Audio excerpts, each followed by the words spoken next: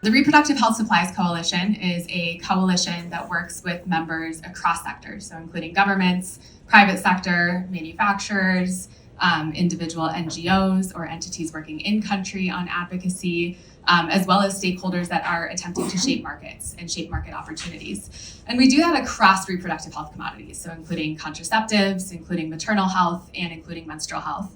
And one thing that really stands out about the menstrual health markets that's really different from the rest of the reproductive health commodity space is the fact that the markets are consumer driven.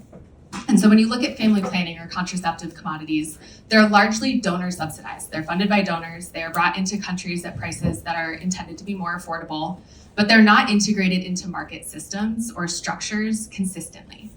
When you look at maternal health commodities, they're largely funded by governments. They're paid for by governments investing in maternal health commodities, and the end user is not typically the one paying for them. And menstrual health is really different from that. Menstrual health is almost entirely consumer driven. And that's actually something that's a tremendous opportunity because it means that as we invest in markets for menstrual health, they're sustainable. As several of the panelists noted, there's over 800 million women already willing to pay for products and significantly more women who would be willing to pay for products were they made more affordable through market efficiencies.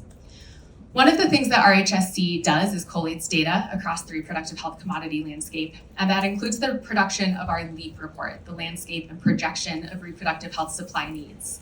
Our current report is from 2019. We actually have the next iteration coming out in March, so updated data is coming soon. But our current report shows us that there are over 1.6 billion menstruators just in low and middle income countries. And of those menstruators, 38 to 61% are currently not using products that are purpose-made. And what we mean by purpose-made is products that are made for menstruation. And so people that are not using purpose-made products are using something else. Sometimes that's scraps of fabric, it can be corn husks or other natural materials, it can be newspapers, or it can sometimes be nothing at all, which obviously has a tremendous impact on someone's day-to-day life. This represents not only a significantly underserved population from a health and equity standpoint, but also one with tremendous market potential. For menstruators who are currently using purpose-made products, those products are largely disposable, as several people noted in their remarks, and the cost right now across low and middle income countries tends to be between $19.69 to $27.19 annually per menstruator per year.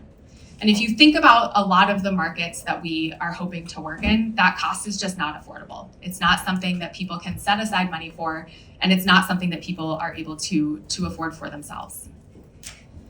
Across low and middle income countries, that cost already adds up to $28 billion annually. And that's without the majority of people using purpose-made products. So there's tremendous market potential to expand those opportunities. Find ways to invest in developing those markets. Find ways to make those markets sustainable, to engage local actors and stakeholders and governments in building out those market opportunities. And to do that, we also need better data. The data for menstrual health is tricky. It is not well captured in a lot of the surveys that happen at scale.